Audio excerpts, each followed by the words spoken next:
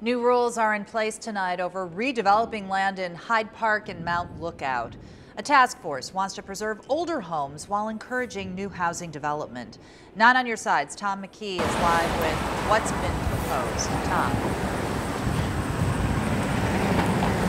Well, here's what happened today. Cincinnati City Council's Economic Development Committee approved 2 measures. Number 1, extended for 3 months rules covering building on vacant lots and subdivided properties such as here on Herschel Avenue. Number 2, created the Neighborhood Conservation District for Hyde Park and Mount Lookout.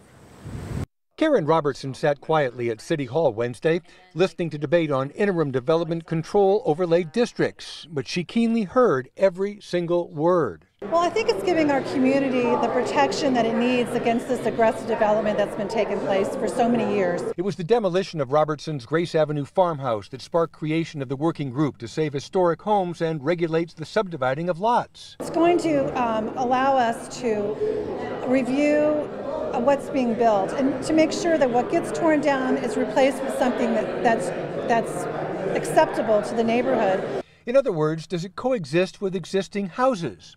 Bob Smith is president of the Hyde Park Neighborhood Council. The goal is to preserve and protect the character of the community, why people love Hyde Park, why people love Mount Lookout, but also to promote development. His counterpart in Mount Lookout, Laura Whitman, says the Neighborhood Conservation District is an attempt to keep a close eye on what's being built. A neighborhood conservation district is essentially an extra layer of zoning that provides a little bit more regulation over what can be done in our communities. But Robert Chavez of Mount Lookout says he's concerned that those rules might be too restrictive. Instead of having zoning and building restrictions that are a one-size-fits-all, so if you're in an SF20 district, you have these certain set of restrictions, these setbacks, these building height restrictions. They're saying they're going to look at it on an individual lot basis.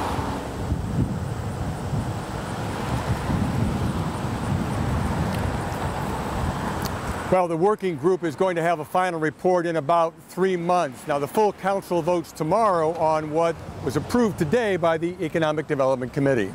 Tom McKee, 9 on your side, live in Mount Lookout.